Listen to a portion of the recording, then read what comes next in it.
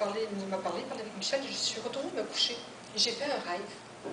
Et dans mon rêve, je voyais on a 2 enfants, une fille.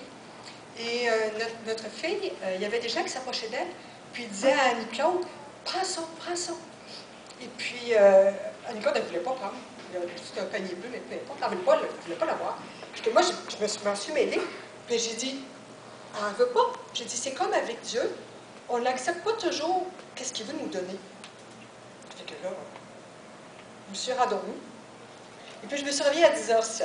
Je ne pensais pas que je me réveillais tous les matins à 10h07. Mais ça m'était déjà arrivé une fois, il y a quelques années. Je m'étais réveillée à 7h le matin, puis j'avais dit à Dieu, permets-moi de tomber jusqu'à 8h, je suis vraiment fatiguée. Puis je m'étais réveillée à 10h, puis j'étais choquée contre Dieu. J'étais vraiment choquée. J'ai dit, ça n'a pas d'allure, je te demande de dormir jusqu'à 8h, il est 10h, ma journée est foutue. J'étais vraiment choquée. Puis là, le Saint-Esprit m'a dit, je donne toujours plus que qu'est-ce qu'on te demande. Et là, j'ai dit, ah! Et ça m'avait rappelé un verset qui m'avait beaucoup frappé dans la version du Sommeur. C'était le psaume 138, verset 2. Et le psaume 138, verset 2, ça dit « La réalisation de ce que tu as promis a dépassé largement ce que nous savions de toi. » Et c'est la même idée. Pensez là, à tout ce que vous savez de Dieu. Efforcez-vous là. Pensez à tout ce que vous savez de Dieu. Mais quand Dieu réalise ses promesses, ça dépasse de beaucoup ça. Et ce passage-là et ce verset-là, ça m'est revenu quand je me suis réveillée à 10h, après que Mathieu nous a appelés. Mais ce qui était spécial aussi dans mon plan de lecture, j'étais rendue au psaume 138.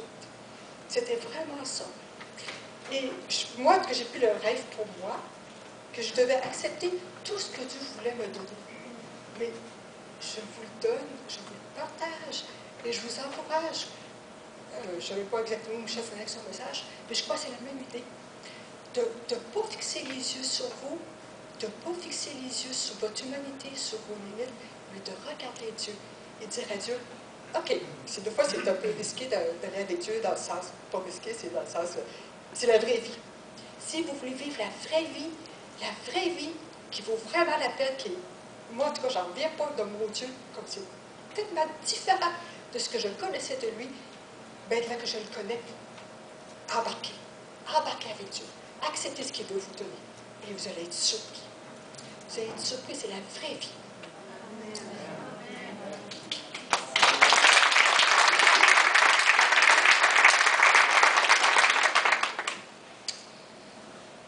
Alors, je vais faire cet appel. Vous pouvez vous levez de vos places, simplement.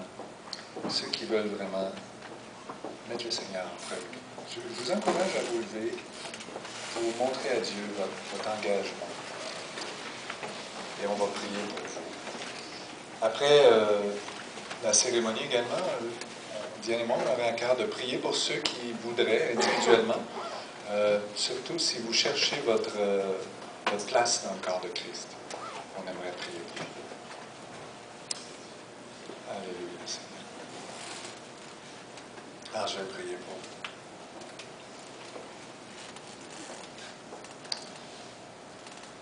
Merci, Seigneur, pour ceux et celles qui veulent te suivre et mettre ton royaume en premier. Je te prie de leur montrer concrètement comment ils doivent gérer leur temps, parce que la clé est là.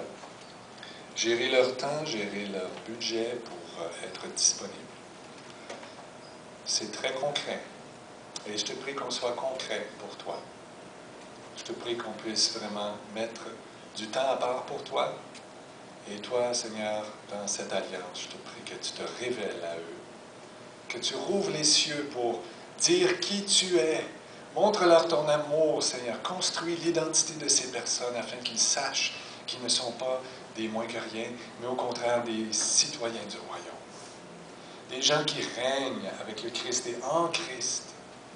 Et Seigneur, fais vivre en eux cette lumière de la puissance de Dieu et du Saint-Esprit, pour qu'il soit la lumière des nations.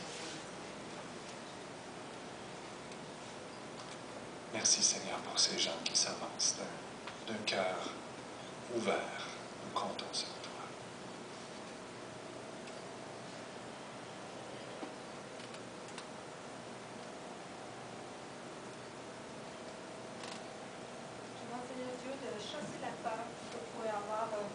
mes frères ou mes sœurs de ce que tu peux exiger d'eux, Seigneur. Peut-être que certains ont vu des chrétiens souffrir inutilement ou des mauvais raisonnements qui les ont conduits dans des chemins qui ont été des chemins de perdition ou des chemins où, en fin de compte, ils se sont éloignés de toi ou ils se sont éloignés de leur famille.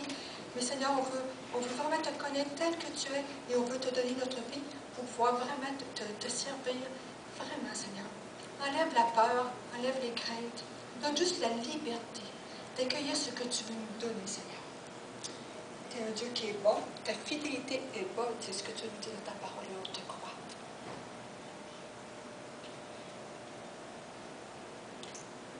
Merci Seigneur parce que tu es un Dieu de compassion, tu es un Dieu qui nous prend la main, tu demeures constamment à Père, qui nous prend, qui nous fait cheminer, qui nous relève, qui nous pardonne et qui nous fortifie. Sois béni Seigneur. Oui, Père éternel, je te remercie pour ton amour, Seigneur. Tu nous as aimés en premier. Et dans la foi, ta grâce, nous avons répondu à cet amour. Fais de nous des vessels d'amour, Seigneur, partout où on va. Merci pour ta grâce qui est tellement immense. C'est toi seul qui nous accordé cette grâce, cette faveur qu'on mérite, pour cette bénédiction qu'on ne mérite pas.